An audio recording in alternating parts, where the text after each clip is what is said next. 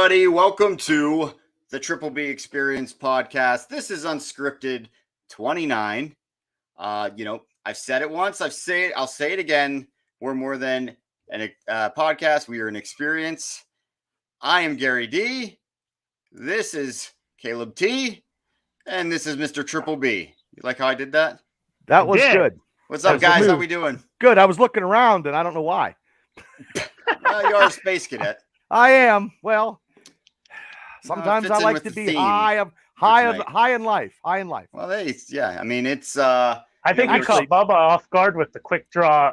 Yeah, you did actually, because usually you do. He was expecting the big, luxurious introduction that he normally gets. I'm not going to lie. I was actually looking for something to hold my phone in so I could read comments, and I have it placed up. And I know I have it in my house because I can't find a goddamn thing anywhere sometimes when I'm looking. So I just like, I'm looking for it, and I'm like, I should have been more prepared. And I was a Boy Scout at one time, and as it sees, you can tell. Well, you know. So how you guys doing? We can't all be Boy Scouts, Bubba. Well, I had the Arrow Life. I believe was a Cub Scout. I was a Cub Scout too. I met Jimmy Stewart as a Cub Scout. I just wanted to do the Pinewood Derby. I had no interest in doing anything else. I just wanted to hated that fucking thing. Build the Pinewood Derby car. Did you ever win? Oh yeah, I did. My Batman car won. Oh, you had a Batman car? I made a Batman car. My dad actually still has my Pinewood Derby cars. Oh, so I need to get him off him. He keeps telling me I'll give you your We cars, built an American World War II Jeep, and it fucking didn't go for shit. Well, we all can't be Boy Scouts. It looked good. It looked super, and it just putted, and I was a loser way back then. Well, you're not now. No, I'm a winner every day. That's right, baby. Yeah. Just not in the Pinewood Derbies. Well, next time don't go with the Not everybody's good with wood, Bubba. Not everybody's good with wood. Not good. I'm not good at whittling wood. Nope. Anyway, gentlemen, this is going to be a fun night. We've all talked. I'm just going to admit it. We've had a rough couple of weeks. Life's crazy. Yes, but we have each other, and we have anybody that's willing to tune in. Oh, hey, Craig. Hey, what's up, Craig? Hey, man. How's it going? Hey, just so you know, Craig, and I learned this from another podcast, a Star Wars podcast. Thank the Maker, the best Star Wars podcast out there. So listen to that. That voice was actually a combination of James Earl Jones and drawing a blank. Help me out, guys. Was it the guy from the Walking Dead? No, the guy played. Hayden Christensen. Hayden Christensen. Yes, thank you. Oh, really? Guys, I'm on like 2 hours of sleep. I apologize. Oh, okay. I'm trying to get through. But yes, I mean, nobody would fault you for trying to forget his part of Darth Vader either. Well, the first half was him, and then the second half was James Earl Jones. So, thanks for tuning in, Dan. Hey, Steve, I'm sorry you're watching it while at work, but God bless you. Yeah. That's cool. Hey, at least we're here to keep you company, my friend. Yeah. There you go. At least we're here to keep you company. I thought it was the voice of the guy who does all those impersonations, the guy who plays in The Walking Dead, that Ross guy who did the Red Skull, because he does a massive amount of impersonations. I guess this was a combination of both. They kind of mashed them together to try to make it sound more like the two. It sounded as good as I've ever heard it. So I love it. Sounded good. We can't all be Boy Scouts, Cable. Anyway, with good winning Pinewood Derby cars. That's right. So what have you guys been up to besides life? Trying to survive life is what I'm trying to do. Yeah. But how was your Memorial Day? Busy.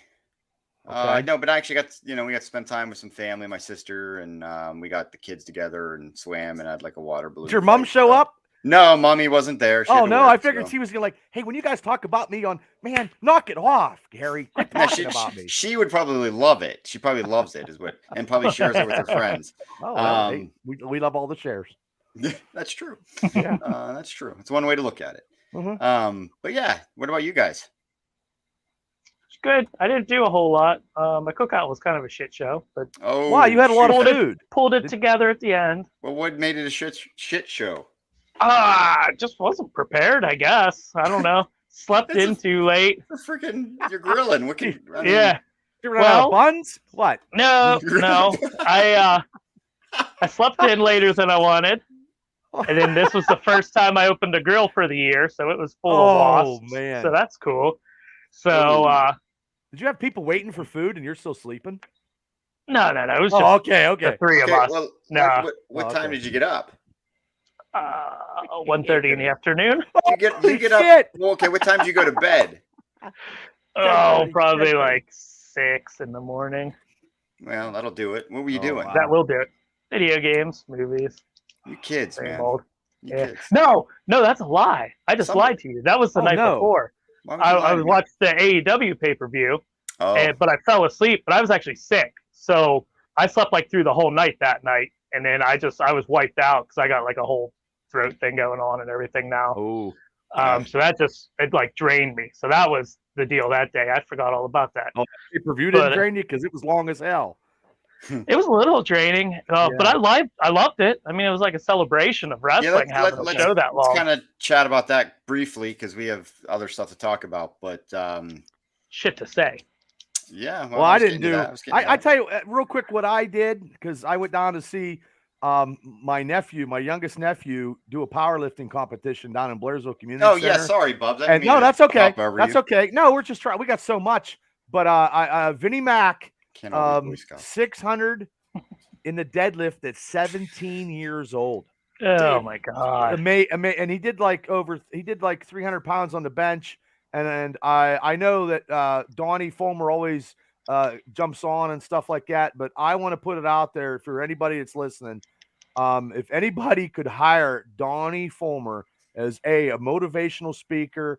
A life coach, and I know he does the strength and conditioning at Marion Center High School and stuff. But I just want to say, Donnie Fulmer talking to those kids from different schools and giving him encouragement and advice and all that stuff is just tremendous. And he's just a tremendous asset to the community and doing stuff like that. I wasn't there, and sorry, I didn't mean to interrupt you, Bubs, but I wasn't there, obviously. But I know Donnie, and Donnie's a very positive guy. Yes. Very encouraging. And, from what I gathered, Bob, it wasn't just Marion Center that he was helping. He was helping everybody on the bench or deadlift, giving them tips and pointers because Donnie does awesome. This. He's a power lifter, and he was just giving, teaching guys different techniques and giving everybody encouragement. And he helped Vinny the last show at Marion Center, and he helped Vinny this show. And I was honored that he helped Vinny get to that, help him a little bit with that 600, even though Vinny was training and doing stuff himself and dedicated himself to doing this, which is awesome. I mean, both my nephews, the oldest one playing ball for St. Vincent's and, hey, Chris Royce, thank you. Yes. Thank you. And it just Donnie, just that encouragement of having, like, anybody out there, if Donnie wasn't working for Marion Center as a strength coach, any high school in this county should hire Donnie. Yeah, they'd be lucky for anything. They'd be lucky to have him. And I just want to give a big shout out to Donnie Fulmer, Mr. If we had an award for like the Triple B Experience, like Man of the Year award, maybe we should make one. It would probably go to Donnie. Yes, it would. Life Achievement Award. And he inspires me. Oh my God, there he is. Asking you something. Okay. All right, stop talking shit. Okay, let's get to work here. Ears must have been burning. His ears were burning. Bubba's we're just sending you some love, buddy. That's all. Yeah, super, super tremendous. And it's a great competition, and it's a great contest. And hopefully, I think they do 2 every year. And if people's kids are into lifting, it's a good thing, because lifting is a good thing. It's a good stress reliever. And it's a dedication to a lot of stuff. And Donnie, like I said before, you were just tremendous, and you're always tremendous with just the positive message that you bring, brother. It's inspiring. You're an inspiration, buddy. You crying, Bubs? Or? No, I always do. Oh, okay. Well, I'm not gonna lie. When I see Team Tap Out in public. Yeah. I do get emotional because those guys as a tag team were the baddest mammer jammers in tag team. I love that tag team gimmick, and I will go down in my grave as being a big, huge Team Tap Out fan. I love those guys. I am a mark. Yeah, same. Chris and Donnie, I'll just say this. I've said it on this podcast before, that, they spent a lot of time, especially with Cable and I, a lot of extra time. Yeah. And stuff I'll never forget. I'm kind of almost ashamed that I haven't seen them in forever and a day, but we'll make it happen. And just both of you, both love you both. And thanks, Ronnie. Thank you. Thanks, Lou Galentine, for popping in. Hey and guys, Todd DeFazio, thanks for popping in. What's Thank up, you. Double D? Hey, it's been a minute. Double D. He's doing a lot of stuff, man. He's got his own wrestling podcast. I think he was just doing it tonight, I believe. Nice. PWX. He's the host. He's the host with the most. I saw that. Yeah. I saw that. Congratulations, Thursday Night Wars. Thursday Night Wars. Yeah, the podcasting mega maniacs.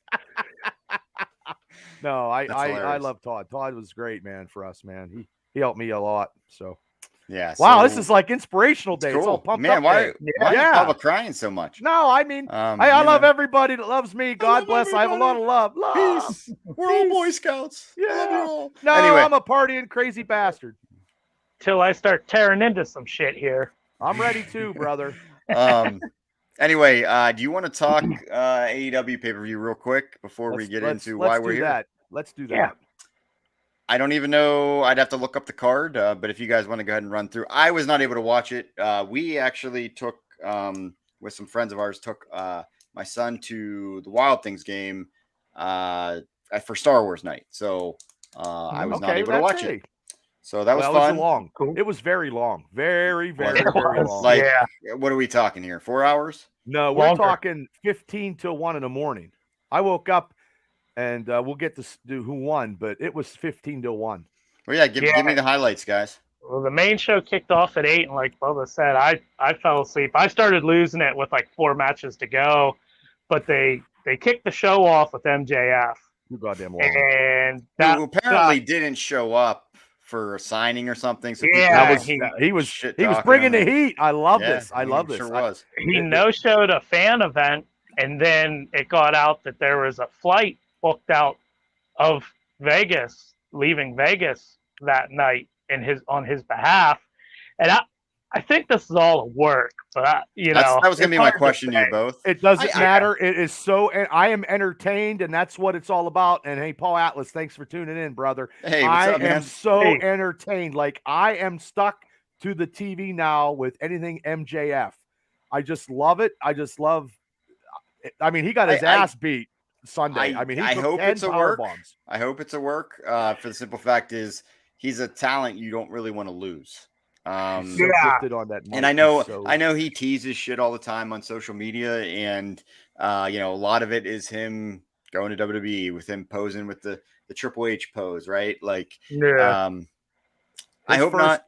His first contract, I believe, was $40,000. He made less than I did, so I mean, I would be a little irritated. Yeah. I mean, now it's about money. I mean, but he was a nobody then too. I don't think he was ever for me. Who's he was down in the Major League Wrestling. He was that character in Major League Wrestling down in Florida. Yeah, I remember him before AEW took off. I like that. But that's he wasn't. It's not your regular wrestling people that just go to wrestling shows and don't know who anybody is. That's the people that are. This is the pot calling the kettle black here, but MJF is kind of a little bit undersized. But this is the thing. He can talk people. Yeah, exactly. He could talk people into seats, just like Roddy Piper, right? Yep. He can work. I don't got a problem with his work, so he's maximizing his worth, so to speak, right? How many flippy floppy moves you want to see in a match that are just like you just cringe, like, oh my God, you could do something like nobody uses a headlock anymore. Like, I that's just me because I could never do that stuff. I agree. It's that balance. Really interesting situation because they dropped him first on the card, him and Wardlow, and he kind of jobbed, didn't he? Oh, it was brutal. It wasn't even kind of. He got powerbombed like 10 times. Okay. Like, I honestly think that they produced this match with Tony Khan, with his love of wrestling and his history of wrestling.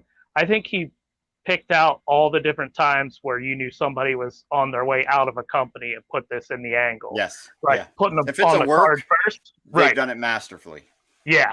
Putting them on the card first, that's Ultimate Warrior. That's you get him out on the show and then you fire him. Yep. Having him powerbomb 10 different times, like very minimal offense. He didn't do anything. They had him stretchered out when it was over just because he got powerbombed 10 times, which is weird enough. And then when he was getting stretchered out, they put the oxygen mask on his eyes.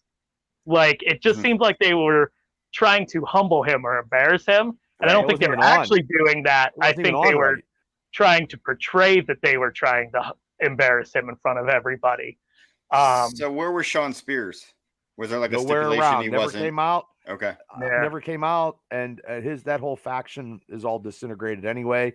But I mean, that was the first match, and it wasn't long, and Warlow was over like Grover. And now FTR is over with Punk all of a sudden. Yeah. So he didn't have them. The roles have reversed though. Yeah. CM Punk was in the spot of MJF, and MJF is now in the role of CM Punk 11 years later. Yeah, in a lot of ways. Yeah. Yeah. Good point. Fair point. Yeah.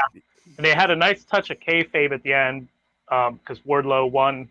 So, he's officially all in now. And they put the graphic on the screen like they do when they sign somebody. So that was a nice touch. And other than that, I don't remember most of the order of the matches. But the second match was your team, the lovely Young Bucks against the Hardys. What a shit match. Well, I believe Jeff Hardy is not 100% because of the matches he had. He's just. I thought he was fucked up. No, I don't think it's drugs. I don't think so now, but I did during the match. Yeah, you can't keep doing. It's only a matter of time, guys. His body's going to break down. It's only a matter of time. You can't do that stuff like he's going up on a ladder. When there's no place for him in AEW. I wouldn't even take Matt at this point, but I wouldn't either. Matt's serviceable, but them bringing in Jeff Hardy and just trying, that's why the MJF ordeal and promo and possible work is so amazing because there's no reason to bring the Hardys in. And I know you're going to get a pop. Nostalgic because they got to have the chance to go for the title, get the straps put on them, and then the Hardys, won the straps and Ring of Honor. I don't think they need to do that. They probably will though. You're probably right. I don't know. I'm FTR all the way, man. I don't give a fuck about any tag team right now except FTR. When FTR is on TV, that's my eyes are glued. Anybody else, it's just I'm not intent into watching it. It doesn't matter. I absolutely agree. But yeah, it was a bad match. Jeff was out of most of the match. He couldn't go. And he was having issues with his boots or something like that. It was maybe it's the same pants he's been wearing for the last, Could be. Well, maybe if he quits dancing like this, how's he do that? Like taking a seizure. Maybe. Yeah. Don't do that before you go into the ring. Bubba, can you do that for us? No. Come on, let's. Oh no, that's enough. My neck hurts. Oh, wait, the hands. Like, wait, do it again. Hold on. Go ahead. Bubba was doing the shocker, I think. Yeah, that's all. I got it, baby. I don't know. Yep. Hey. See, Donnie agrees with us. See, that's why we love him. They are. They are. I love them. The Brain Busters. Yeah. And now they're faces. 2.0. I believe they're faces. Yeah, I guess I don't. I didn't catch Dynamite. I plan to watch it sometime. I'm sorry. But no. I know. I see it. I saw that there's pictures posted and whatnot. Which is weird. Else? I don't. Well, they had that lovely, not on that match for me. I mean, I don't want to talk wrestling too long. I mean, because we got other stuff to talk about in supposedly an hour show. We go a little over, but I was not happy with the outcome of the Owen Hart tournament. Okay. I just you could see that one coming. Yeah, I was pretty on the nose. Yeah. I wanted Ruby. Was fine with it. I wanted Ruby to get something, like give her a little scrap. Like Britt Baker, she is deserving. She deserves a rub, but she ain't getting one now. Honestly, I'm not super sold on the Owen Hart tournament. It doesn't feel. It feels like a cash grab. It should have been just the guys. Even that, I don't. or the Owen Hart tag team tournament. They were. I don't know if there's anything that would make it feel like less disingenuous. Like, I just think it's a slap in the balls to WWE. You know, but Martha come out. But Martha come out and she was very professional and she was real into it. And she was into it. I feel like she was trying to steal the show. That was probably. I came out of that speech. She was poking. Yeah. She was poking the bear. I mean, she was like when you see the judge on like an O.J. Simpson trial where he tries to become a celebrity in the process. And like, that's how I felt about it. I didn't. Interesting. This whole Owen Hart thing has a sour taste in my mouth, honestly. I don't like it. I mean, it's great that we're able to talk Owen Hart and see him, you know, put out there again and introduced to younger fans. And obviously the acknowledgement that he very much deserves. But it just, I don't know, something about the way they're doing it. I'm not. If it helps AEW, I'm all about it, but I don't know if it does. You know, I mean, I don't know if it does. I don't think it hurts them either. You know, but I think it's. But she's working with him, and she would never do anything with Vince. So yeah, this would never ever. So it's probably like, hey, Vince, bang, here you go. Yeah. I'll just do a little spiel, and she didn't even say Britt's name, and then she didn't even say Adam Cole's name. Yeah. And she was dancing. She come out. I think she was a little bit probably. Well, could have been. Yeah. On the same stuff Jeff was. Well, maybe I don't know. Hey, Steve, thanks for watching. Yeah, good Steve. For her. I mean, whatever. Yeah, no, right. Live your best life if you're able to get back out there. I just wanted Samoa Joe to get something. I like Samoa Joe. He come back. He's looking good. He has a title. I know, but it's Ring of Honor, and it's something because, you know, I'm just not a big Adam Cole. I mean, FTR's titles are Ring of Honor. I just like they can win all the titles for all I'm concerned because I just watch them and I like to because Samoa Joe's coming back from injury, and I just wanted. And I don't know if they're going to give ex-WWE guys well, they did with Cole, but they must like Cole before. So I just don't like this couple thing, this Owen Hart couple. Cole has that WWE label on him. I was just going to say that. Yeah, Ring of Honor and everything through and through before. I think 3 years ago, NXT was the shit. Now I don't even watch it. So yeah, that's true. You know, but there was a bad TNT championship match in there. And that was bad. There were some things that AEW does these days that worry me, and I don't know if it's true or not. So I could be worried for nothing. But you know, it was Jade versus Anna Jay, and they didn't build this match at all. It was just a random match, which whatever, get them on the card and everything. But when the match was over, I can't think Stokely.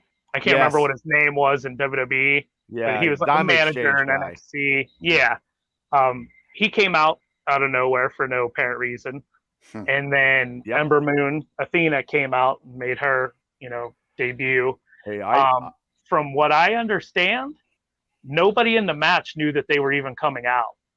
Really? And that's just, now that could be bad information, but that's just the kind of like off the wall stuff that Tony Khan seems to do sometimes. It makes me think that maybe things aren't as planned out as they seem. I think everything's on the fly.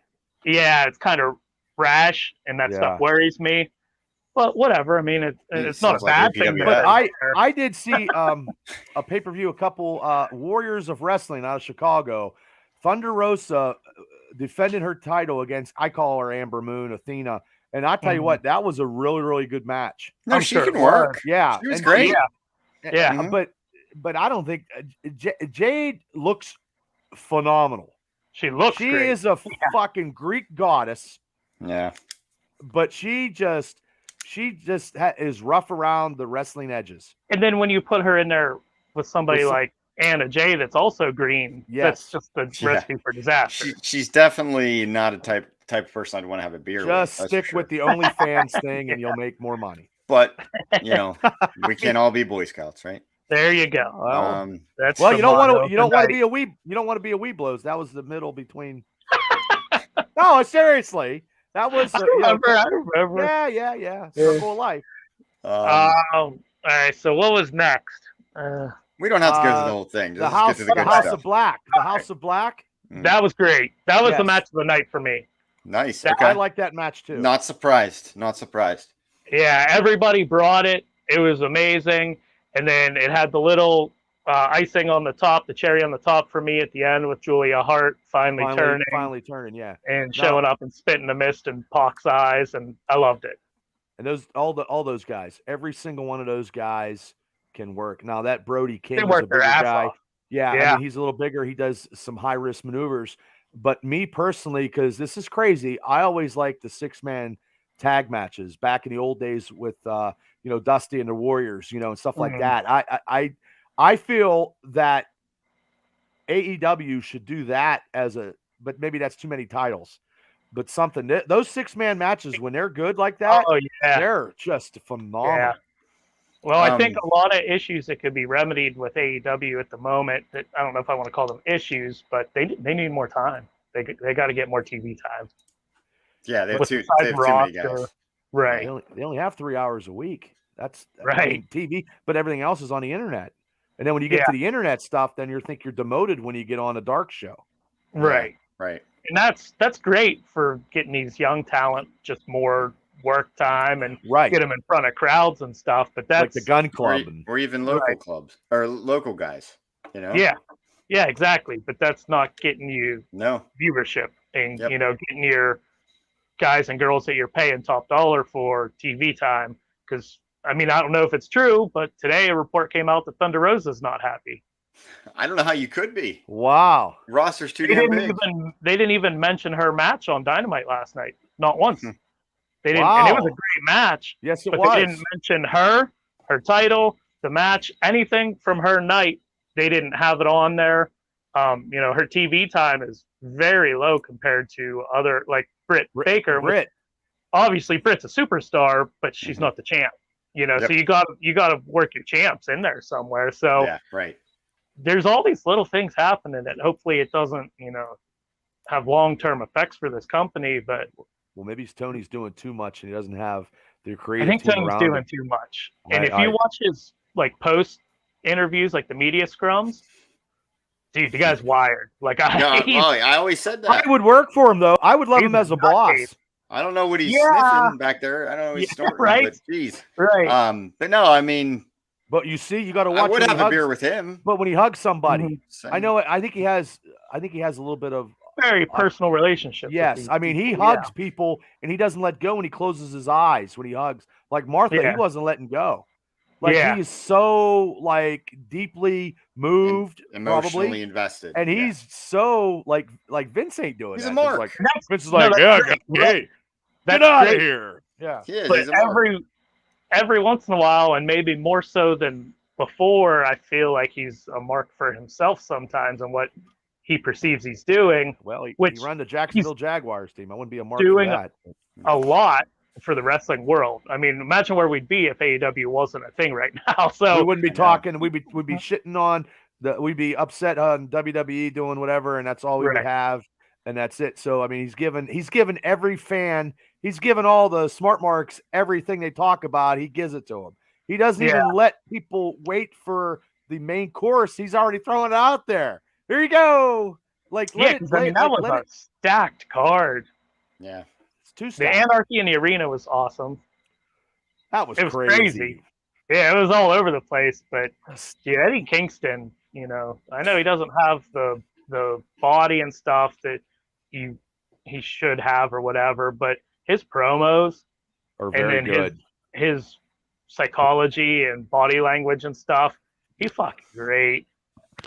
Yeah, I like Eddie. Like people tell me why he's terrible. I was like, no, he's not. I never loved the guy. I mean, but I could take him or leave him. That's not really my style.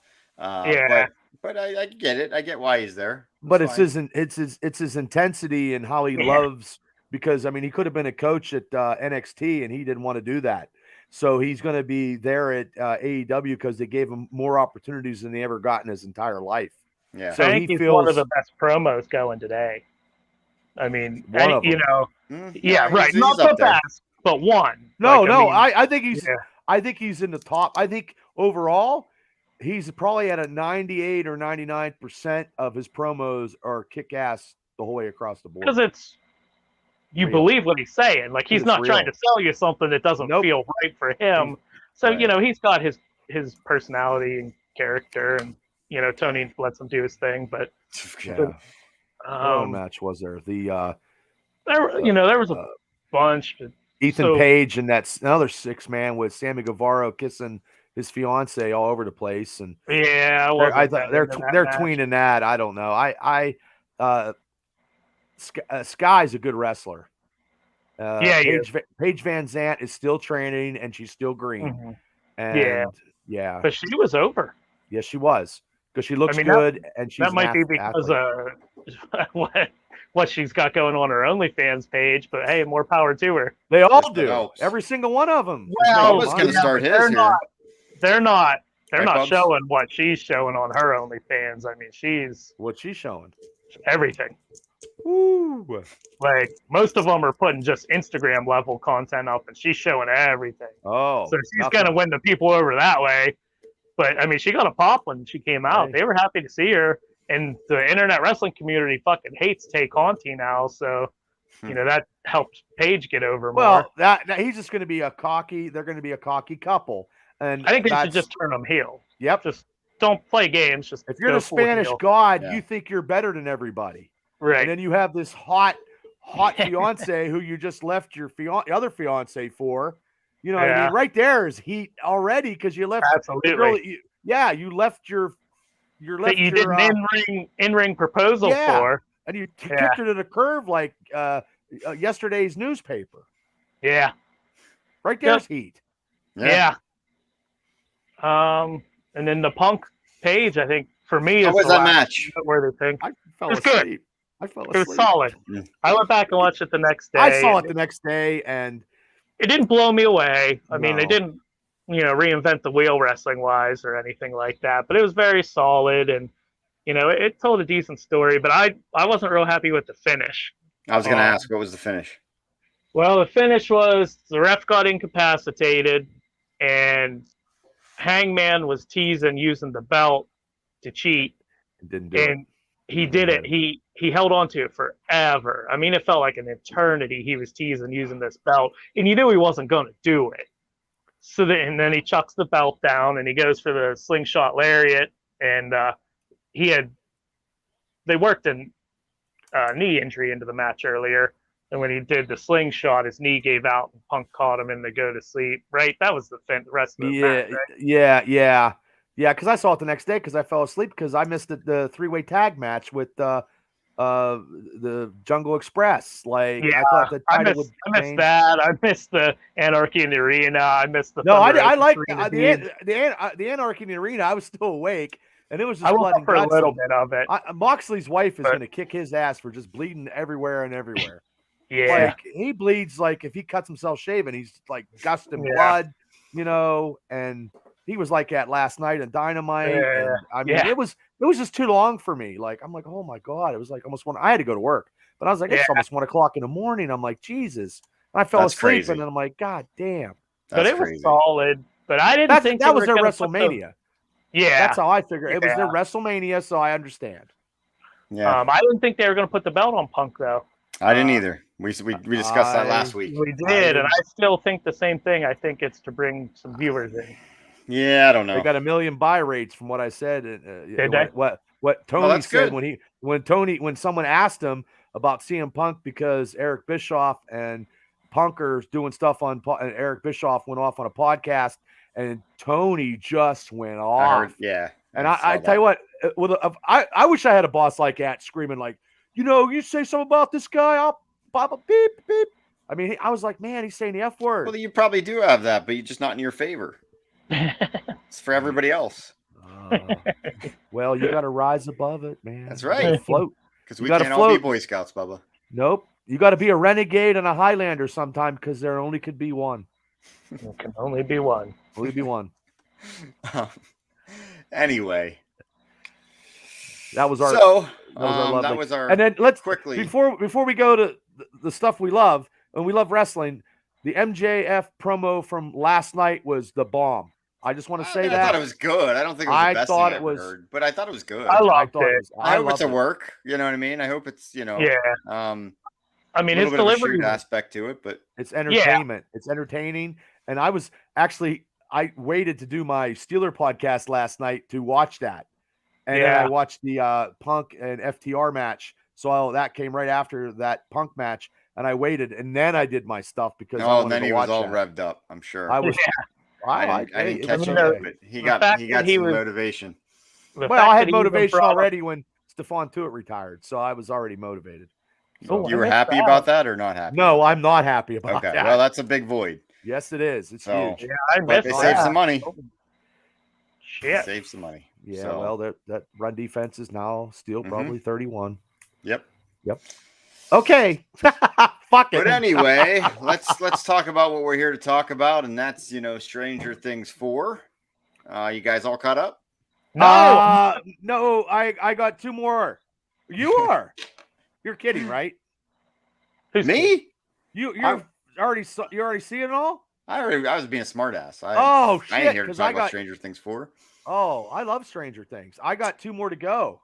I just got back into it. I started it, but I'm nowhere close. But it just reminds me of the 80s. But in the 80s, I wasn't riding my bikes through the neighborhood. I mean, I was, because my buddy was dating Tammy's sister, and we go to Marion Center. But I would think we were playing chips because it was 1979, early 80s, and we weren't into Dungeons and Dragons, and I'm still. Is that like your version of Spin the Bottle, or like no, we played sports. That was a TV show. Yeah, we didn't. Oh, Chips, the TV show. Okay, yeah, okay. Chips. Okay, gotcha. Puncharella. Yeah, see, yeah. I know I'm 27 years old. It's probably shouldn't be like my but generation. I like that but I because do. It reminds me. The music reminds me of the 80s because the 80s was such a cool time. I mean, I love the 80s music, and I love all the nostalgia stuff. Really around for the 80s. I was just ribbing you guys, and you took this way too far. No, I thought you actually watched it. I'm like, holy shit! I did start it, but then I think it's great, and we'll save it for another time. We got other things to talk about. Okay, yeah, we've got shit to say. You scared me. Better things to talk. You scared me with shit that. To say. Right? There's no green. There's a lot of red. I was too lazy to put my blue. There's a lot of red in this episode. I was gonna do it, but I didn't think about it in time. But we got to catch up on all 3. If you people are still with us and you have not watched Obi-Wan Kenobi, spoilers are coming right now, so you'll have to watch it later because we are not holding back because we got 3 episodes to talk about. I'm just letting you know. If you haven't seen it, get off now. Yep. I mean, get off now. Easy. Yeah. Whoa, big. Yeah. Whoa, big fella. Whoa. All right. I just got one thing to say here. Help me, Obi-Wan Kenobi. You're my only hope. Yes. We are here to talk about Obi-Wan Kenobi. Well, gentlemen, oh, geez. Where do you start? Now he begs you to help him struggle against. I don't know if you guys hear that, but the video is still playing. Oh, that's okay. No, we didn't until you went to the screen again. That's okay. Well, there we go. But there's a lot of holes first thing. This is where I'm going to start. I'm going to start right here, and I'm going to start this way for a reason. I'm just going to come out and say it. The backlash that has been going on with Moses Ingram as Riva is complete bullshit. So I'm not going to talk about that. I'm just going to say that as long as I'm on this podcast, I'm not talking about racism or sexism or anything like that. So if anybody's in the chat has a problem with it, you can see your way out. Criticizing somebody for their acting is one thing, but when you're getting thousands of messages about racism, you're an asshole. So I'm just going to start there, and then I'm going to move into some happier times. But I want to agree with you. Like, I watch shows based on how they act, not the color of their skin. I just want to put it out there too, and I agree with you, Mav. I agree, and I watch a lot of shows, and I, ladies and gentlemen, I watch a lot of shows that have female lead characters in them. I do. And that's really good because Bubba's super misogynistic. So yes, yeah. Well, there was a time. No, I've learned to adapt because I just never. I'm from a different time where they didn't have superheroes were not female characters. Princess Leia wasn't a main character. She was a character, but she wasn't a main character. It was Luke in my eyes in the original, but they didn't have that. Now they do. Like She-Hulk, there's a lot of female lead characters. And I do watch a lot of that stuff, and I watch a lot of TV because that's what I like to do. But I totally agree with you, Mav. Like it's now the acting in different parts, maybe the roles might not be right, and the screen play like writing is not good for that character. See, I don't even mind it. I think it's great. Yeah, I think she's doing great because I hate her as a character. So that means she's doing her job. Right. Like she's absolutely badass. doing her job. Yeah, she's killing it. And dude, here's the thing. She's freaking pregnant right now. Why are people sending her? Why? I saw pictures of her from Celebration, Star Wars Celebration. She was pregnant. So yeah, let's send her some hate mail just to be an asshole. She's probably already going through a lot emotionally with hormones and whatnot. So yeah, let's just be shitty people. But like everybody's got a thing on their phone. They think they like MJS promo last night. They use the phone and they think there's somebody's. They're not really anybody's. I mean, we do this podcast because we love to talk about stuff. Do I think that everything I say is the gospel and people got to believe me? No, I do not. It's just my opinion. And sometimes it's not right. But I like to be entertained by everything that's coming out on all this genre. I don't look to hate things and just hate people. But the thing of it is, here's the difference.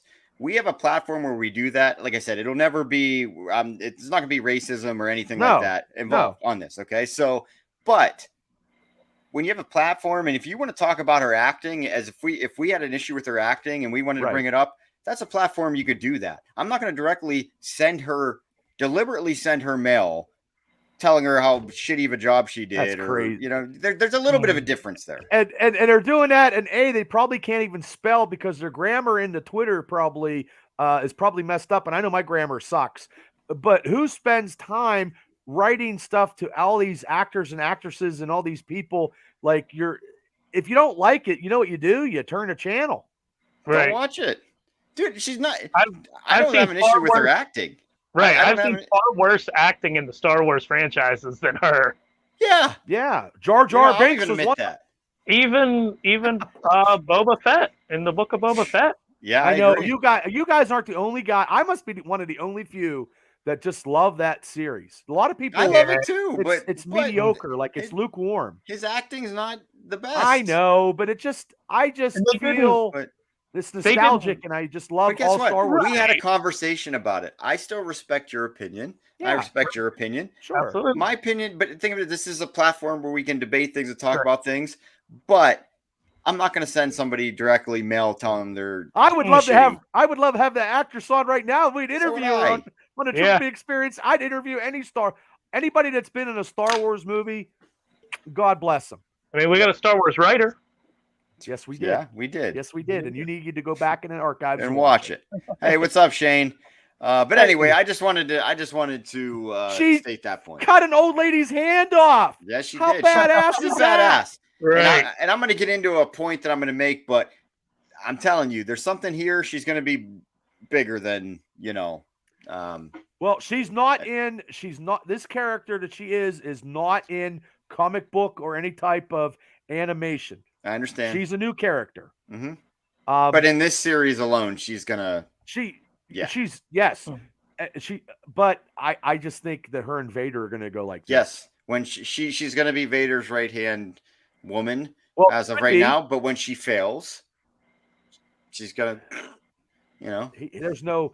This is, and this is coming from to me. Vader is the all-time character.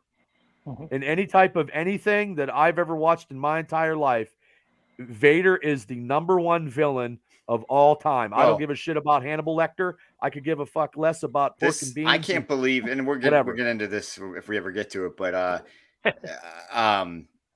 this is what Vader was supposed to be, and I'm surprised Disney let this happen. Well, they did it in Rogue One. That was the start of it, and then in the comic books. I mean, but for a Disney Plus series. It's a little. There's some. Yeah, it's. That's how he is. I think they understand the people that I'm not complaining. Running it now this is how it should be. What he's supposed to be, yeah. Right? Because I think the prequel did a lot of damage to Darth Vader. Honestly. Yeah. Yeah. Mm-hmm. Yep. Well, that's a question. Ooh. Well, I mean, I think her goal is to be the Grand Inquisitor. But he was alive. He lives past when he lives past it. I don't think he's dead. Yeah, well, I mean, everybody was complaining about how different he looked from the thing. I don't know. Maybe they're two different people. I don't know. I mean, look, we take stuff about how characters out of the canon. Yeah, about how characters look, and sometimes they just can't get it right. But I'm not going to sit. What I'm saying is maybe he's not the Grand Inquisitor from that cartoon. That was my question. Is maybe it's a race of creatures that they all look that way. That they're similar featured. So everybody's up in arm and bitching about it when it might not even be the same Grand Inquisitor. Well, the Grand Inquisitors were way before they went on their own accord to be Grand Inquisitors. Like Reva and other Jedis got turned, and that's why they treat her like shit. Because she wasn't aboard way back before. She came on later. That's why they think that they're beneath, But actually, I think the theory. Yeah, I have a theory about this, and I'm sure you guys know the same thing. But we'll talk about it when we actually start getting started here. But let's see. Let me bring up my notes real quick, and let's kind of break this down. So, this is part one. Because we have 3 parts to try to cover here. We're trying to do it, quickly, efficiently, and do it justice. But the description for this one was when agents of the Empire pose a new threat, Obi-Wan Kenobi emerges after years of hiding. So, kind of vague. Disney likes to do that. It's kind of vague. Director was Deborah Chow, which I believe she did all of them. And then, of course, I'm going to throw it out there. The IMDb is a 7.8 out of 10, which isn't terrible, but I was surprised it wasn't a little higher. But the scene starts out, we open up on Coruscant again. Okay. In my mind immediately went to Order 66. I don't know about you guys. Yes, mine did too. Yes. Okay. I wasn't even thinking, I was just watching. And I'm like, oh shit. And the first child that we saw, was it Reva? I'm going to say yes. That's the theory. But I didn't know that at the time. You know what? I didn't know that at the time. I started to catch on to that whenever she made the statement, and I can't remember if it was 1 or 2. She made the statement about how Jedis failed us. I believe it was in the scene when Uncle Owen was there. But that's where I started to put it together. I'm like, oh, okay. Yeah, so maybe this was the case. Because I watched them all twice. I did too. So, and I kind of put it together there. But then, I love that they took us back there. Because they gave us another perspective of another Jedi from Order 66, right? And that whole scene was beautiful. The beautiful camera angles. And, I guess the Jedi's name was Minas Velti. I could be pronouncing that wrong, but I think it's a new Jedi that, they kind of just named. Just for the sake. They have that Jedi is actually in comic book canon. Oh, and cool. I believe that they will maybe make a show based on him eventually. It's probably coming. Oh, okay. Yes. He was the Jedi that wrote the stuff on episode 3. Is that correct? Or is that another one? No, I don't think you mean on the wall? Yes. At the safe house? No, I don't think so. That's the one. That's the Jedi I'm talking about that they have in canon. And he's the one that had that almost like war paint across his nose and he had long hair. Yes. Yeah. This wasn't the same one. I don't think. There's so many of them, but you don't know. Not anymore. Oh, wait, hold on. Shane just wrote something there. Quinlan Voss. Yeah, that's who it was. Yeah. Yep. But anyway, what else did he say? I'm a little disappointed so far. When he's killing it, and Order 66 was fantastic. No, I think I disagree with you, Shane. I don't know. I kind of went over that before you hopped on, but I think she's fine, and I think she's going to be a huge character within this. But are there only 6 episodes? That's it. Only 6. This is like a movie. This is not like a limited series. It's like a movie with all into one, but they have 6 parts. I would say it's a very limited series. Oh yeah, it's limited quality, but yeah, they're going to try to get a lot of shit in within 6 episodes. But they only got 3 more. When they're pumping, they're in this scene going back to Order 66. You hear Palpatine's voice, blaring throughout the temple there. Execute Order 66. That's pretty good. Playing over and over. Yeah, I practice. Oh, that's good. Yeah, in the mirror. People look at me as Emperor anyway. Evil prick that I am. But who says that? Just some people I know. Okay, but as the younglings stand over the fallen master, one of them asks, "What do we do now?" And the one replies, "We run." Which I thought was interesting. But in the background, you see some other Jedi fighting. I thought we were going to see Grogu. Yeah, that would have been interesting. That would have been something. Just a little like of him scurrying off or getting taken away somewhere, because that scene is coming somewhere. Yep. Yeah.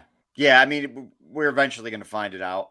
But then from there, it actually dives into the present and actual show, and you see. Actually, it takes you back to Tatooine and Mos Eisley there 10 years later, where, there's a ship that lands and the 3 Inquisitors exit, which is the Grand Inquisitor, Reva, and then the third, who was the third sister, and then the 5th brother. The 5th brother's the guy from the Fast and Furious. Oh, is he? Yeah. I didn't put that together. Okay. Yeah. I like the look of the guy in Tokyo Drift that got killed. Oh, okay. Okay. Oh, yeah. Yeah. A little. I thought you meant Paul Walker. Oh. No. Well, he might be an enlightened Jedi. I don't know. A Fast and Furious Force guest. Yeah. Yeah, but then they take you to Mos Eisley there a little, and then there's a bar scene or a restaurant or whatever it is, and they go in there and they're looking for Jedi. I mean, that's what they're there to do. That's what kill them. We heard some cool dialogue within that, and then the Grand Inquisitor says, in actuality, I would say that Jedi hunt themselves, and the Jedi cannot help what they are. Their compassion leaves a trail, which is really, I just love that line for whatever reason. Because it's so true. Mm-hmm. It's absolutely true. But Reva then takes the knife, throws it at the bartender or whatever they're called, proprietor, I think is what they officially titled him, and Nere. I could be pronouncing that wrong too, but he was the Jedi that actually stopped it with the Force from killing the proprietor. And then he scurried. But he just did. What is he going to do? There's 3 Inquisitors there. I know, but they didn't even give chase. They're like, just let him go. No, they didn't, which I thought was weird. Because if they're there to chase, you think they would people down. They're like, oh no, we'll just get them later when we, go around the town again. Catch them on a Friday night. That's a good point. Yeah, like he'll come in for ladies' night. We'll catch him in. You're like, come on. But anyway, Neri escapes. And we now see some tension in the ranks there between Reva and the Grand Inquisitor. She's power hungry. Hungry. Yep. Yeah, she ultimately wants to be. She just wants to find Obi-Wan Kenobi. She's not worried about these little, side characters or peasants, but because I believe Obi-Wan Kenobi was training her when she was younger and maybe left her. I could write that in. I think she's just carrying out Vader's deed. You know what I mean? No, because I believe she was a youngling and maybe she was getting trained by personal. Yeah. I think she was a youngling too. I just think, she was induced to the dark side there, but she took the kid. If that is her, the younglings, she's the one that commanded them. Like, we got to go. So I think maybe Obi-Wan was an instructor in some of her courses, and she figured, he might have left her. And then once they ran, they fell to the dark side because they were all ex-Jedi or younglings.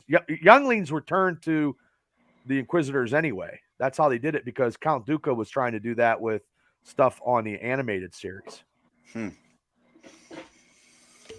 We then go to the scene where, we see Ben Kenobi, right? He's, slashing up some sort of meat. He's butchering it at the deli. And stashing it in his apron there. So he's like John Belushi in Saturday Night Live.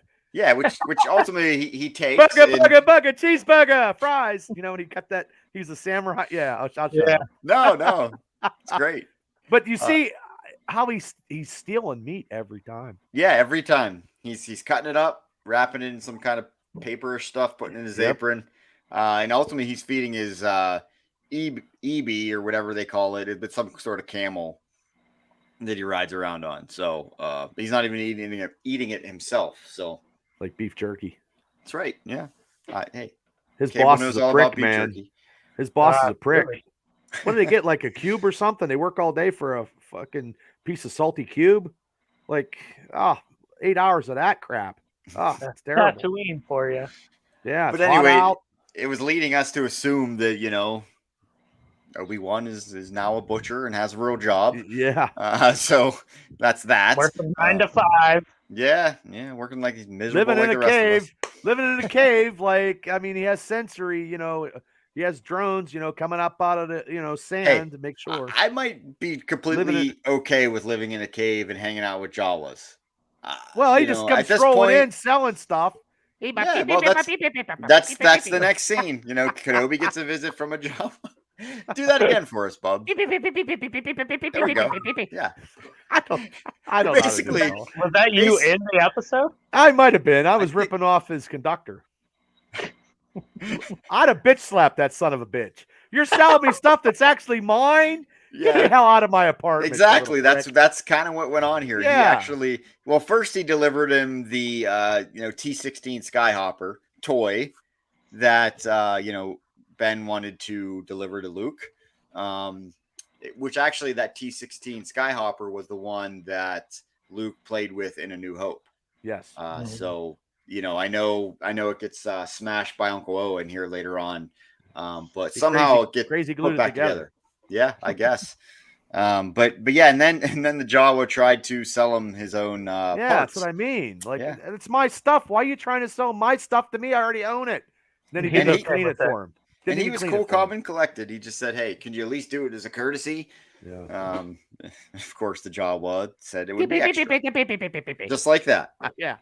Right. I don't know. And then it cuts to a scene where Kenobi's actually having like nightmares. And he wakes nightmares up this whole time, probably. Yep. The whole. Yeah. I mean, you really see how miserable his life is. It in sucks. This series. It does, and you feel. But he wakes up and he whispers, "Master Qui-Gon," which I thought was interesting. He's coming. Oh yeah, he's finally gonna learn that he can connect with him through the Force, and have that Force Ghost connection. But then we see a scene where young Luke Skywalker, that we always see in the trailer, him acting there, flying his T-16, or whatever, and he's wearing his goggles, right? So probably his dad's goggles from Phantom Menace. Could have been. And actually, the Jawa tried selling Obi-Wan the Jedi belt, just like he used to wear. Yeah. But speaking of Jedis with style, I tell you what, Obi-Wan's wearing some. I'm not gonna say they were skinny jeans, but they're definitely slim fit for a Jedi. He's more form fitted these days, I guess. But yeah, he's because he doesn't eat much. You could be right. It's that weird, goofy food that I'd be eating the meat. I mean, he's got the beard and everything. He's a hipster Jedi. He is. It's cool. He doesn't even know any. He hasn't practiced any episode. He hasn't practiced any Jedi stuff in 10. He hasn't done shit. That's right. Yeah, and it's weird how you could just turn it off like that. Because you've seen your best. Your I mean, you sliced him in half. Padmé died, and the whole. The rebels are on the run and they got destroyed. Yeah, his whole world is just shitty. Right. Yeah, and then so let's try to move along here just to try to sum a lot of this up. Ben finally delivers the toy to Luke in the middle of the night, and then cross paths with Nere, the Jedi, and Ben tells him, "Listen, you need to bury your lightsaber, and you need to leave. You're going to draw too much attention." So then it cuts to the scene on Alteron. And we discovered they switched that. Yep. They went 180 degrees a different way. Yeah, I thought it was going to be Luke, like him doing stuff with Luke on Tatooine, and they went a whole different route. I didn't see it coming. I didn't see it coming, but in my opinion, this is better. Oh man, that little girl is She's fucking great. Star. She's yeah, a star. Oh, we are. She's great. I fucking hate it. I think she's great. She is exactly like how I would picture Leia as a kid. She's sarcastic. Yep. She's mischievous. Well, maybe you guys can help me not hate this, because I only hate it because of one reason. Her hair. And my memory is foggy. In A New Hope, do Leia and Kenobi have much interaction with each other? Like, well, she's old enough to remember him saving her and stuff. Look, and that drives me crazy because she's 10.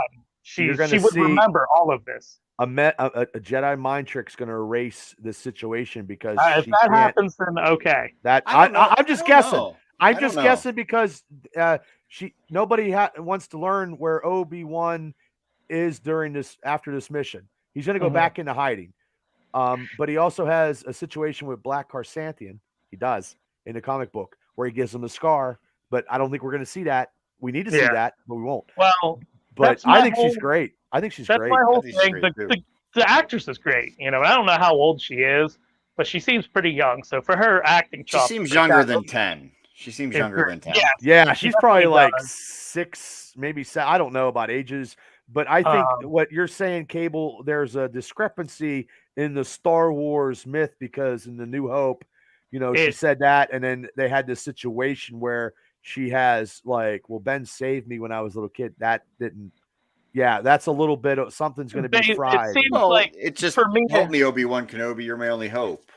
Like, but she's got to get that from somewhere because he did save her life. When they were around each other, they just weren't like warm with each other. Like I don't know. It just doesn't seem like she has this memory of him saving her, and there's no reason for her not to remember that unless they do some kind of stuff like that. You do not remember me. I don't think I don't even think they'll go that far. I just think.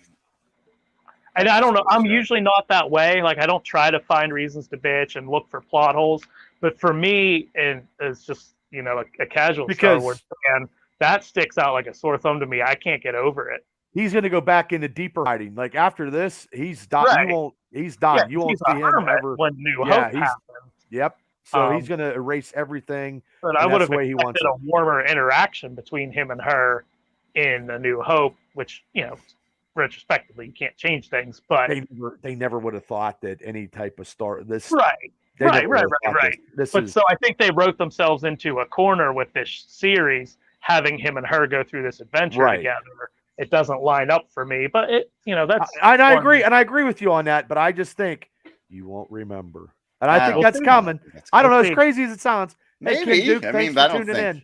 Yeah, I know. I mean, I'm crazy like that. So, but I still love it. It's just that's the only thing that's the only gripe I have so far. I think they just went a 180 and they did this Princess Leia angle, and she's just like Carrie Fisher as the grown. It's just everything is just flowing for me. It's just I think it's good stuff. She wants to fight.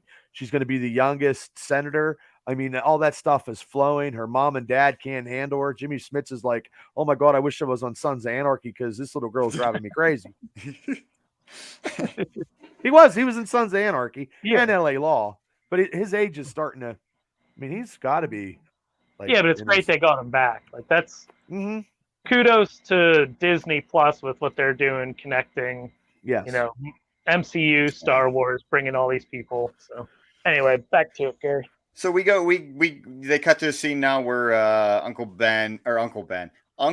Owen pays Ben Kenobi a little visit there, seemingly upset. When Kenobi reminded him of what was agreed upon, that when he was old enough, he would be trained, which that's a little bit of a flaw to me, because, they, look at Anakin. That was part of the problem why he turned to the dark side. Right. But that wasn't supposed to be like that either. Yeah. They're adding a little bit of nuggets, but that wasn't, he was never supposed to be, he was supposed to be a farmer, and that's all he ever was. That's what I'm saying. Yeah. I just had some, yeah, but it is what it is. Yeah. I mean, it's entertainment. That's what we're here for. Yeah. But he was upset about the toy and, slams it down and it broke. Then the Inquisitors show up, and Reva and the fifth brother. She cut the hand off. She cut the hand off the lady for speaking out against the Empire. So, and then Reva turns her attention to Owen, who doesn't end up giving Obi-Wan up. And Obi-Wan thanks him for that and replies, "Well, I didn't do it for you." So then it cuts to the scene where Leia is kidnapped by Flea. Yeah.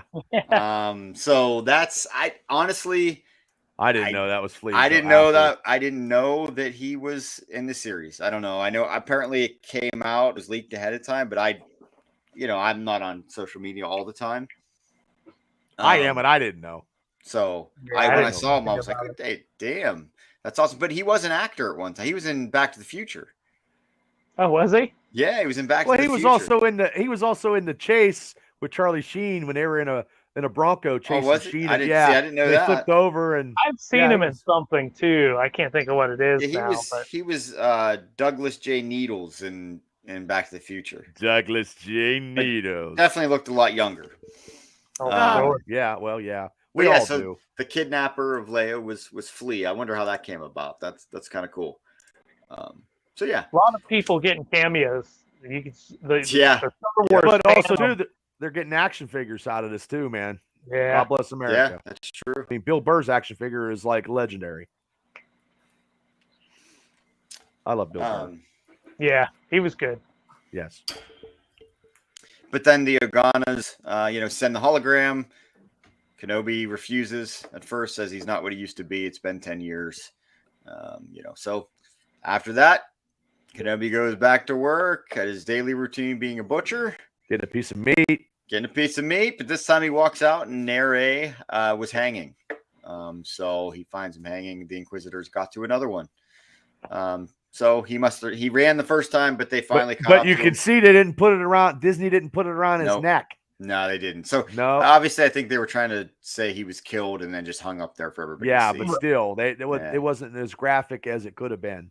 No. Plus, I understand, but I just Oh my God, that's still crushing. Yeah, right. Yeah. But then on his way home, after seeing that mess, he finds Bail Organa, who basically was in his cave and begged him for help. So Kenobi goes and digs up his lightsaber and also Anakin's lightsaber, and how symbolic is that?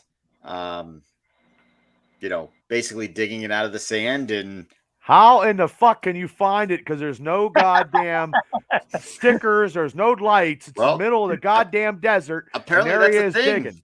That's a thing. He had to use his Jedi mind trick. Because there's no way. Well, the only time we saw that was in Rey buried her lightsaber. That was the only other time. So I think they're trying. I can't remember my fucking car keys, let alone in my house, let alone Obi-Wan Kenobi out in the middle of the desert. Remember where he fucking put the two lightsabers, years later, and then boof, oh, there they are. Ba-bing. But I thought it was crazy when Anakin's lightsaber was in there as well. So kind of just undigging, rehashing old memories, and basically what the series is about. So, but yeah, when you see Obi-Wan with his lightsaber on his hip again, and then he enters some kind of transit to find young Leia, which Reva knew he would come and guessed that he would come. So she put that plan together, man. That was a plan. Yep. She's diabolical. And I don't know why people don't like her. She's a schemer. Yep. She's a schemer. She's diabolical. She cuts the hands off old people, and she's badass. Like, what more can you want? I mean, she's not going to make it. Probably not even past the series. I think Vader's going to have enough of her. But in the meantime, he's going to use her. Because she wants the absolute power, and absolute power corrupts absolutely. Yep. Ooh. Yeah. Little What he she's said. looking for finger. evil power anyway. So Yeah. But then on to part 2. Description here is on a dangerous crime-ridden world. Before you get to part 2, did it look like? Well, no. Wait, I'm sorry. I'm getting ahead of myself. No, you're right. This is part 2 where I was thinking something else. Go ahead. It's hard because when they come out consecutively, and then we saw 3 within a week's time. Yeah, they're all running together. So I'm probably not keeping them all straight. I think you're right. I didn't want to get ahead of myself. But on the dangerous crime-ridden world, Obi-Wan Kenobi becomes the target. So again, another vague description. The rating here was a 7.8 as well. Wow. And Deborah Chow directed it also. I think she probably did the whole series, I think. Yeah, I think she did. Yeah. And I'm fine with that, people. I'm okay with that. Nobody asked. But yeah. I agree with the 7.8 on the first episode. I don't agree with it on the second episode.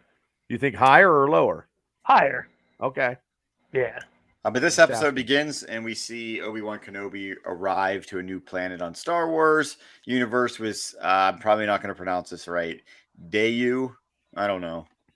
There's so much lineage, but actually, the city and the underneath world of that stuff was taken, I believe, from a Star Wars show they were going to do before, and I think they incorporated that into Obi-Wan Kenobi in this new city.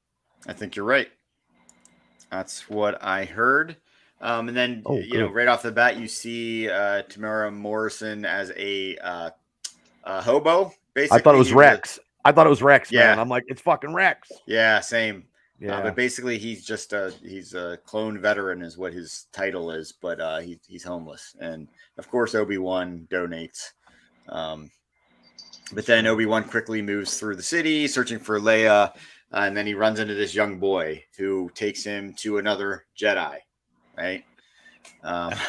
So this is where it gets interesting. The story pivots basically.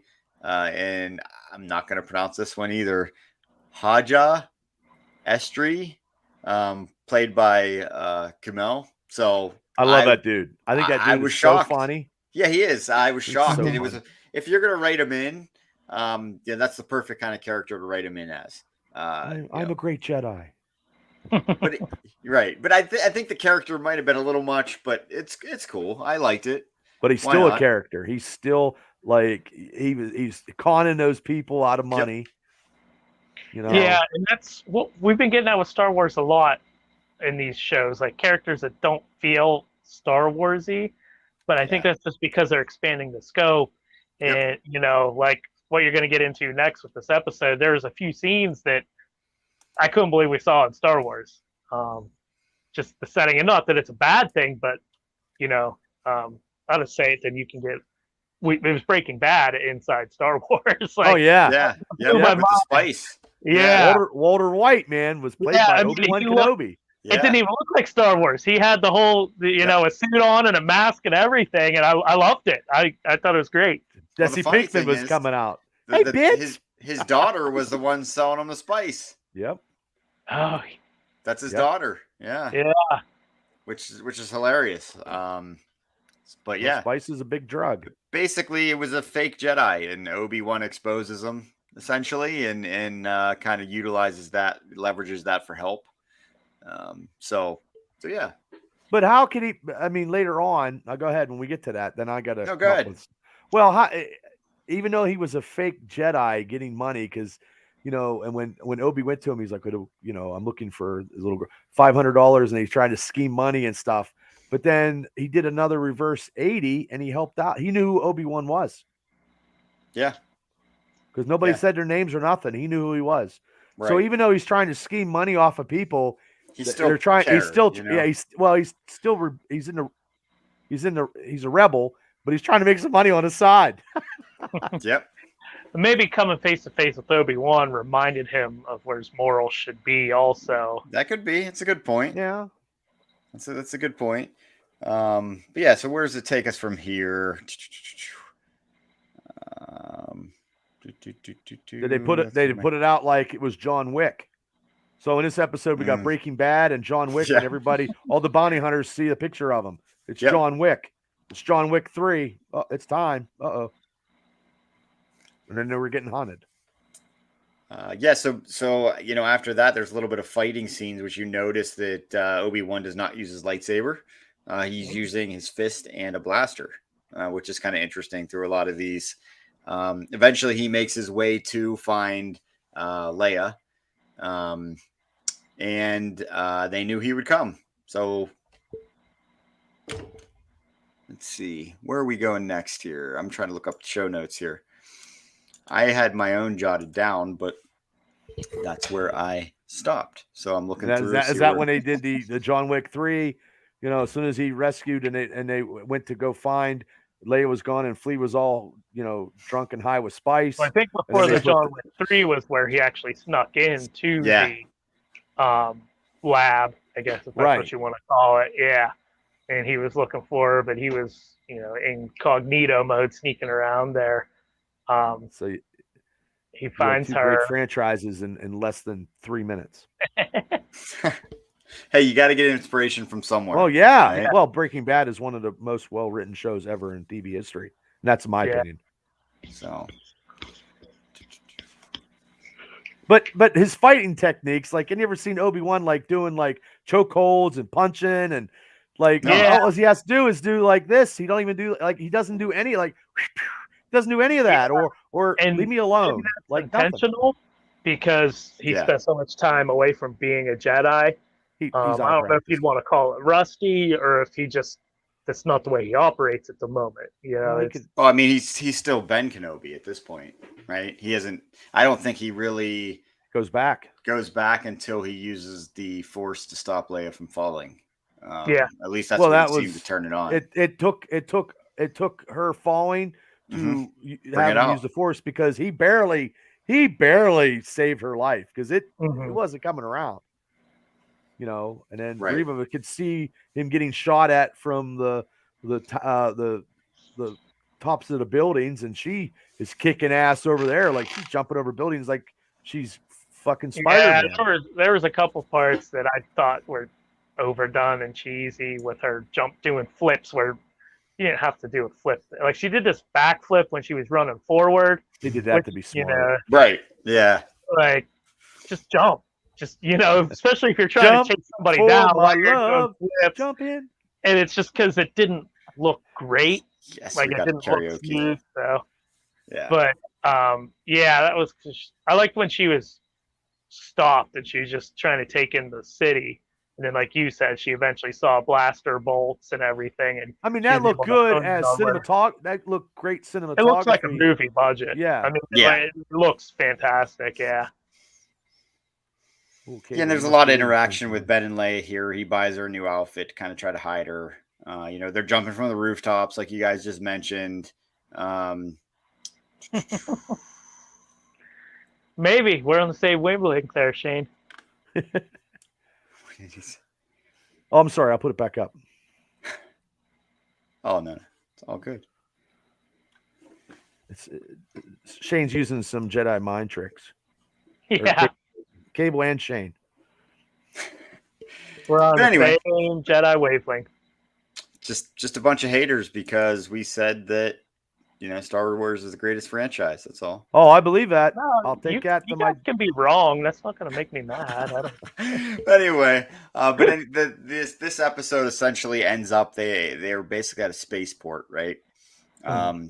Where I'll refresh my memory here, where Reva and the Grand Inquisitor was yes. So basically, they had this conversation, and Obi-Wan is listening, and he hears Reva say that Anakin Skywalker is still alive. And the visual effects with a lot of this is really cool because just the camera effect where he hears that, and they do like this pulsating of the camera, almost like he's having like this weird flashback or. Like a panic seizure. attack. Yeah, a panic attack. I think if he had a brown bag, he'd have been blowing into it. Yeah, his acting there was because it looked like death warmed over. Like it looks like he was gonna die. Yeah, because that's one of his greatest fears, and combined with one of his lowest points is, he wasn't able to save him. But not only was he not able to save him, he thought he was dead this whole time. now he's back, and he knows there's not going to be a happy reunion. I mean, so you could read that all on his face. It was just the tight, close shot on his face, and like you said, hearing her in the background. It was a phenomenal scene. How does she know? Because she's evil. How does she know that Anakin is? It's not like everybody knows that Darth Vader is Anakin Skywalker. Well, maybe at that time they do. I don't think so, because in any type of Star Wars, Empire Strikes Back, or Return of the Jedi, the only time you hear Anakin is maybe, when Luke tries to sway him. You never hear anybody else. You never hear any of the officers, Death Star officers, call. That's why I'm thinking there's something more to her. Yeah, I never even thought of that. That's a good point. Oh, okay, Shane. Okay, that could be something. You see what Shane wrote here? Yeah. Boom. Some at the temple, yeah, but still, even if, if he killed younglings and she saw that could be. But he was burned in a fire and all his limbs were cut off. Like, there's something. There's something like she's his right hand woman. She will be, because she killed the Grand Inquisitor. Yeah, that's where we're going next. Yeah, I mean, if it's the same one, he's still alive. But if it's another one, I don't know, because there was only a few of them in the animated series, and he was one of them. Right. So she's heartless on doing that. And then this is where shit gets real. So that episode ends basically, and you see Vader floating in the Bacta tank. He looked badass in that. I mean, that was badass. And then basically, his voice, you hear his voice, and it fades to black. And that was the end of episode 2, which got me excited. I know that. Yeah, what a way to end an episode. Yeah, for sure. Lord Vader's coming, and like I said, that's the greatest character of Star Wars in my he's the greatest character. Oh yeah, I mean he's one of the top. He's the greatest in cinema history. He's the greatest villain of all time. And they're making you understand that now, because if you look at just the original trilogy, he was full-blown villain in New Hope and Empire. Then he has the redemption arc in Jedi, and that was it for the longest time. So you only got to see 2.5 movies worth of him being this villain, this one singular storyline, and now we're getting so much more of Vader's lore, and it's amazing. In the canon, like Shane said, it's absolutely right. He kills everybody. Everybody that knows he was Anakin. Basically, if they knew he was Anakin or called him Anakin, he killed him. Okay, and he should. As he should. Maybe that's how she dies. I don't know. Yeah, that'd be interesting. She probably knew too much. When you know too much, that's right. Yeah. I mean, he is bad. He is, from Rogue One to Episode 3 is the way Vader. Episode 3 is the way Vader should be made, should be. And from now on, if he's in any other type of shows, because he will be. I mean, he will be, because there's a whole bunch of stuff. That's the way he should be. Yeah. Well, we'll quickly walk through 3 here, even though I think it was my favorite one. Oh, by far. But we're pushing. I know time 11 o'clock. Yeah. So, but anyway, this is part 3. Let's see. The description is Obi-Wan searches for allies as he attracts the attention from the Empire, threatening the locals. And it scored an 8.2 out of 10, so slightly better. Yep. I believe that's not higher. I believe it's a 9.8 in my eyes. Yeah. Yeah, I thought it was great. Yeah. But yeah, this is essentially the episode where I didn't actually think we were going to get it right away. But we get it pretty quickly. Well, they put him. You see how Vader gets put together, and that's good, really good. And yeah, they did that so much better than Revenge of the Sith. Oh yeah. Yeah, I loved it. They surely did, but apparently, I don't know, this came from the comics. Maybe Bubba, you could confirm or deny, or Shane, since you're on. But apparently, he has to go in that Bacta tank twice a day. There's actually a process of putting on his his armor and stuff, and it has to be clean properly and all kinds of craziness. Yeah, because in the comics, real quick, he actually goes Jedi hunting and he tries to take some Jedis that he finds out in the world, and some of his leg gets he gets messed up, and he still keeps fighting against very powerful opposition. And this is the comic book volumes of Darth Vader is the best comics that I probably have in my collection in the last 10 years. You're not the only one that's told me that. Like, yeah, I've had so many people say I just need to get him. It's just he's so brutal, and he's still looking for Padme, and he's going to try to take out the Emperor eventually. He hates the Emperor in the comic books, and he wants to do anything to take him out. And he just kills everybody, and he does kill people. And this episode is what we truly see of Darth Vader. I mean, he just the way he gets put together, he's on his throne, like he's sitting there, and he hates fucking Inquisitors just as anybody hates Baltimore Ravens fans. I just added it in there. But yeah, you get a glimpse of Mustafar there, as you mentioned, with Vader on his throne. But again, they dive right into it, and you basically see them get saved. I'm trying to think here. I'm trying to think of the order. I'm forgetting. But essentially, Kenobi and Leia get saved by, I don't know the character. Well, they're on that planet, that mining planet. And is that Seth Rogen? Is that fucking No, dude? No, it's not. It's not. No, it sounds just like Seth Rogen. You're not the only ones that said that. Okay. No, it's not. It's not. I looked it up, but it's not somebody him. else. It should have been. It should have been. But I don't know the character that's dressed up and helps them escape. Yeah, I don't know. Oh, I don't know. But she's dressed up as Imperial, isn't she? Yeah, she's an Imperial officer. Yeah. I can't remember every character. It's so hard. There's a lot of characters. Game of Thrones. Yes, you're right.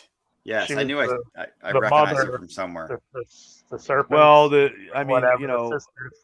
yeah. But they basically are trying to get them to the port, the spaceport, to get them out. However, the ship's not ready, so they take them into a safe house, essentially, where there's it's almost like the Underground Railroad. The Jedi Underground Railroad. Yeah. That's right. But I thought that was clever to kind of tie that in.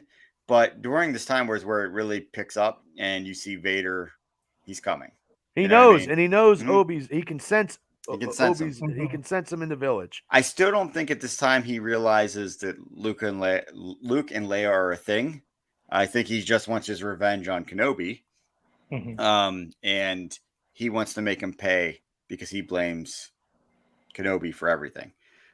When in actuality, Kenobi is suffering just as much. Well, I'm not going to say just as much, but he's suffering too every day with those decisions that were made and whatnot. But he's picking people up with the Force, dropping them, snapping their necks. He's going through the town and basically pulling them out of windows with the Force choke, snapping their necks. It was dragging amazing. Dragging them through the dirt. I can't believe that Disney let it happen, but I'm stoked on it. Because you only see it briefly, and it's not like it's over the top blood and gore. So no, you're right. That.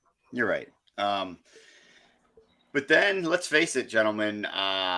Vader owned Kenobi. Once he doesn't go down to the safe house. Yeah, he was toying with him. I thought the movements and the motions that they had Vader, I thought they were perfect. He's so mechanical. Yeah. Yeah. When they're in the lightsaber duel and he just has his arm outstretched and he's pushing Obi-Wan back, it's like it was in the original trilogy. He's stiff and I don't know what else I want to use there, but just very direct and not fluid. And that's, most of his limbs are robotic now, and that's just the fighting style he would have. Right. It matches the original depiction. I loved it. Yeah. But two things to consider here. Obi-Wan, clearly rusty, right? Oh, he's not even in the in the ballpark. No, he's outside buying a hot dog. Yep. Yeah, it sure is. He has no, from Sheets. and from Sheets, and he's like getting beat, and he's getting like destroyed and put down to his knee, and Vader is just toying with him and pounding the piss out of him because he wants to make him suffer. You know, I mean, he didn't want to kill him; he wanted to make him suffer. And then Shane mentioned the fire. So that little fire kind of stopped Vader from going through and just killing him. No, that's not the point. He was toying with him. That's what he wanted to make him burn. Mm-hmm. He wanted to burn his flesh off of him. He wanted him to suffer in that fire and burn the flesh like he got burnt. Right. Yeah. That's why. Yeah. And I love going back real quick just to hit on it. I love the quick flash we got of Hayden Christensen in the cloak. Oh yeah. Yes. That was a really nice touch also. See, I couldn't tell if it was Hayden Christensen or if it was Palpatine.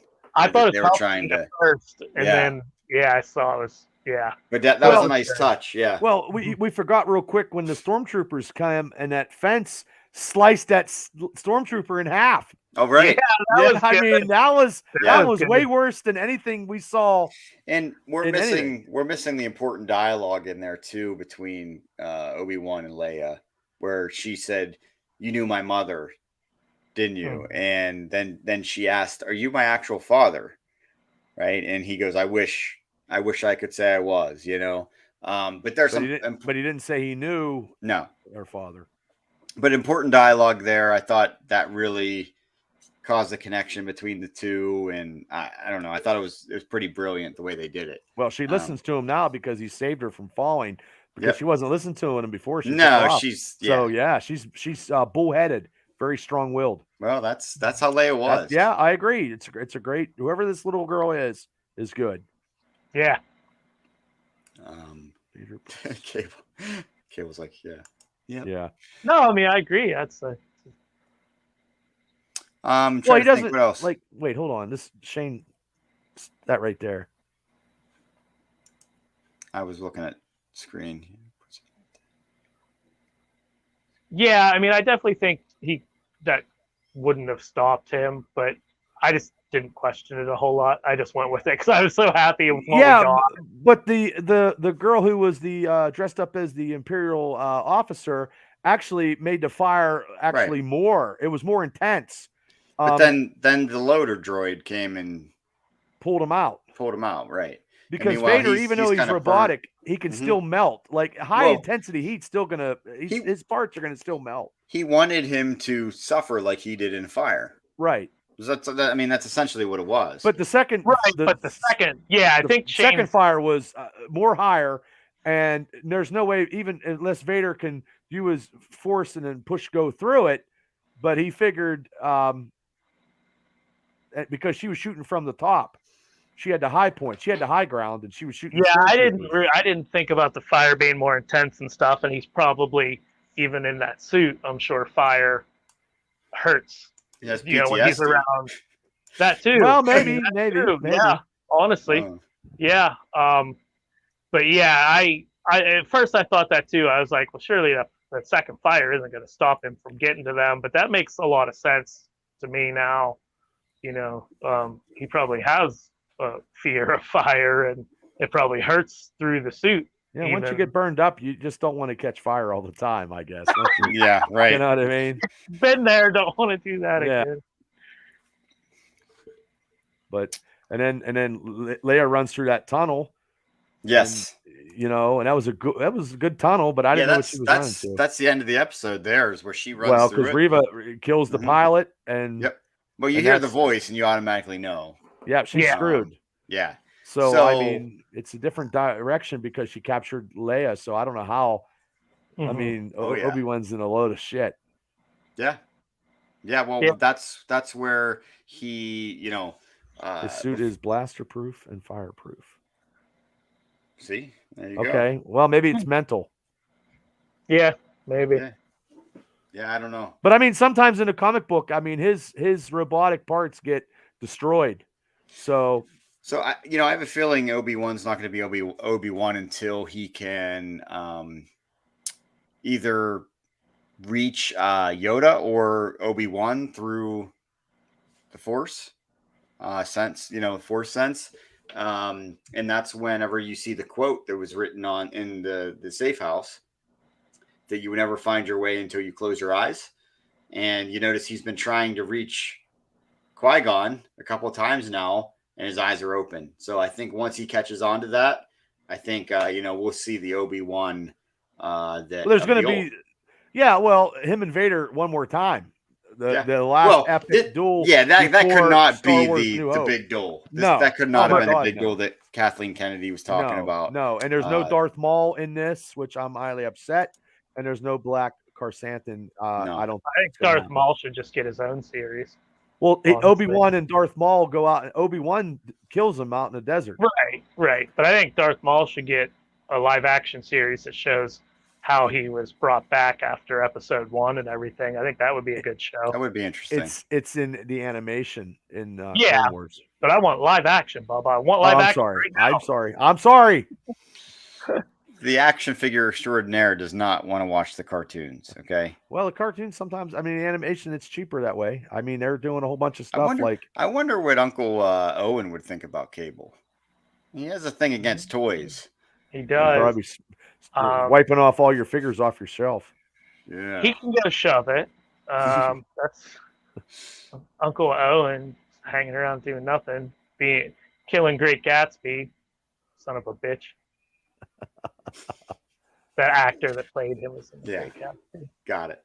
But anyway, so that's the episode. We'll see what happens. I am ready for another episode, that's for sure. You're gonna say bad. Well, that too. I've got less than 2 hours of sleep last night. Woo, you're doing great. So I'm trying to make it through, guys. No, you're good. I got as far as I could with doing my own show notes. Yeah. But because I didn't have any. I just went off the top. It's easier to do when you do one episode. When you have to do when you do three. I'm ladies and gentlemen, when we do three, it's very, very hard. And thank you for staying and tuning in with us. Anybody did. Shane. Yeah, anybody that's still here with us, God bless you. Everybody else. Jeff, how you doing? Reruns. Yeah. Right. Well, like I said, hopefully the people that haven't watched it can tune in and see how we. Oh, it was awesome. Overall, so far, I'm happy with it. I'm very happy with it.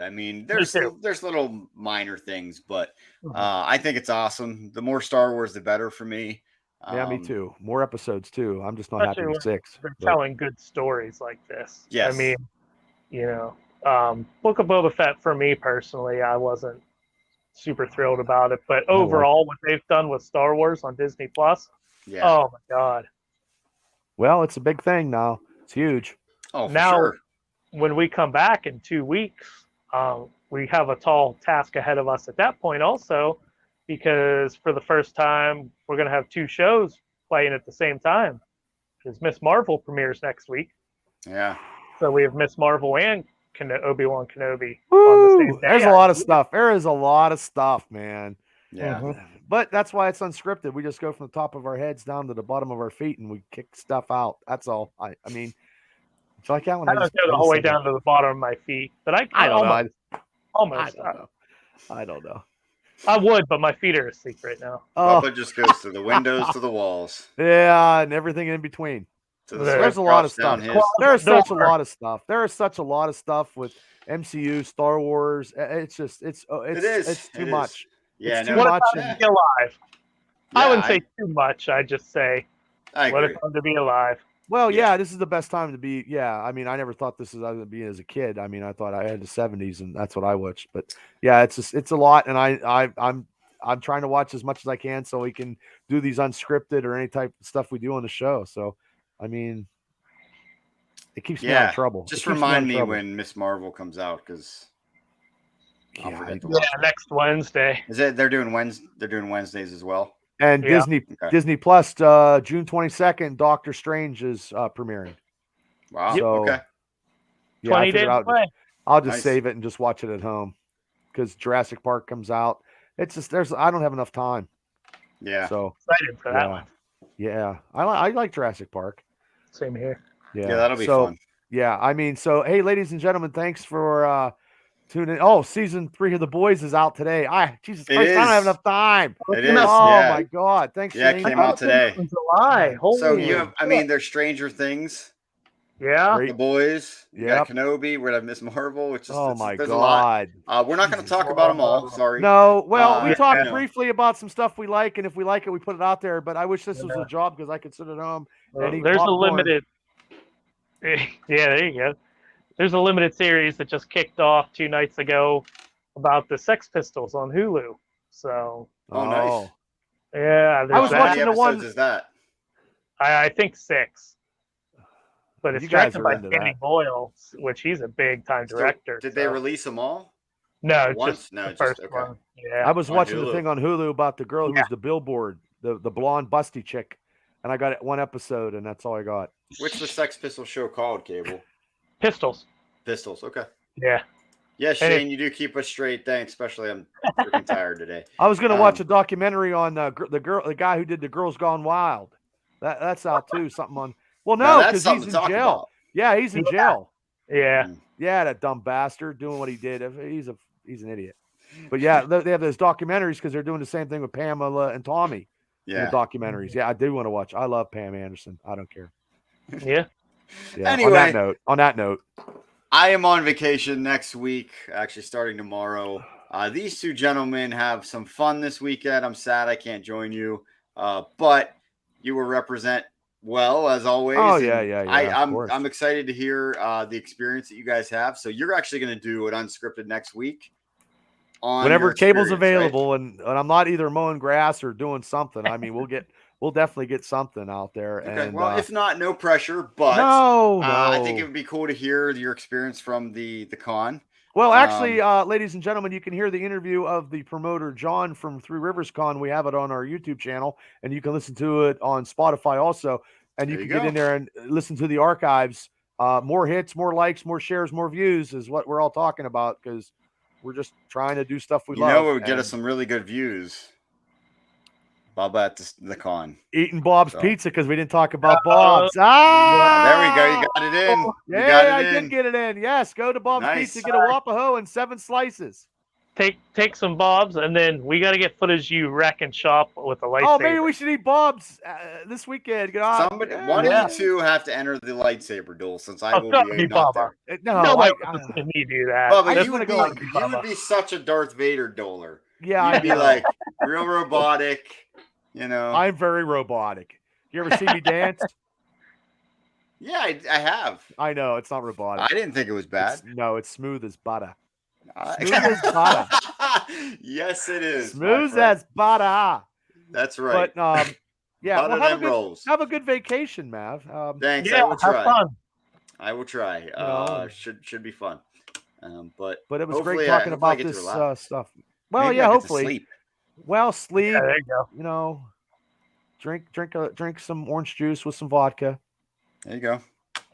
Have a Bloody Mary. Choice, but okay. I don't know. I do like Bloody Marys. Okay, do a Bloody Mary, and then have about 7 pancakes and about 6 pieces of bacon. You'd be good. Man, I can't keep up with you, but maybe for some Bob's Pizza. Nobody can if I'm truly on my game. If I'm not on my game, everybody can keep up with me.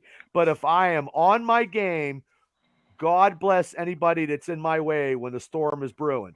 Eden Park can't even keep up with you when you're on your game. I don't want to eat that much, but sometimes it's you got to eat your feelings away. Well, sometimes I do. I'm a fucking Dairy Queen Blizzard eating fucking That's right. Bob's Pizza toting Wapaho eating son of a bitch. I'm both of those as well. Yep. So, high five to you, my friend. I getting everything in before we leave. That's right. All the good stuff in life we talk about. Blizzards, Bob's Pizza. Yes. Love it all. Star Wars. Yeah, yes, Star Wars. And I love doing this with you guys. And this is one of the top Donnie, you're still here. Thanks. One of the top Donnie. things, and we're getting a lot of views. We're getting a lot of people commenting. People are actually commenting on, "Hey, Bubba, what do you think about the Obi-Wan series?" And they're going to tune in, and I appreciate that, and I appreciate everybody tuning into the Black and Gold, Triple B Black and Gold Dynasty show last night. I got a lot of hits with a lot of Steelers stuff, and I appreciate everybody that tunes into our stuff. Hey, we're just doing stuff that we love to do. We're getting a lot of opportunities. And I never thought that I would get opportunities in the pulp culture world as we're getting. I understand about the wrestling stuff, but this pulp culture stuff is something that we all love. and we are looking to get some interviews, and we're also looking to bring Donnie and Chris on from Team Tap Out. We've always talked about it, and we will get that probably sometime this summer, and maybe Josh from the comic book store because he's a big Batman fanatic. But we'll start doing a couple interviews. But I mean, hey, I just want to thank everybody. You know what I mean? And we got nominated again for the best podcast in the Pittsburgh paper. There we go. I nominated us, and I don't give a shit if we win because we're cool as shit. So there we go. Yep. And I'm done now. I'll shut up, Mav, because we all got to get some sleep. Yeah, I do. Like I said, sorry guys, running on less than 2 hours. Just a lot going on. You're a hell of a man. No, I'm just an idiot. My brain doesn't stop. It's just a lot of stuff going on. I actually you're a was smart able man. to. You're always thinking outside the box. Yeah, I think without the box. Oh, but no, I got to go to a concert last night. I had tickets for a while for that, but then I was helping my friend. Can I ask who you saw before you get off? Yeah, Newfound Glory, 4 Year Strong. Okay, they were at the Roxy Theater in Pittsburgh, and then we took the opportunity to promote for the Four Chord Music Festival, which is coming September. That my friend runs. So then I got home, and then I just was thinking of all this stuff before vacation and all this work stuff, so I didn't get much sleep. But but I had fun with you two gentlemen. It was worth it. We always have. You only live once, Mav. You only live once. Right. Live long and prosper. Sleep when you're dead, I guess. Yep, but that's how I'll do it. That's how we're gonna end this, and may the force be with you. Woo! See you guys. Everybody. Later.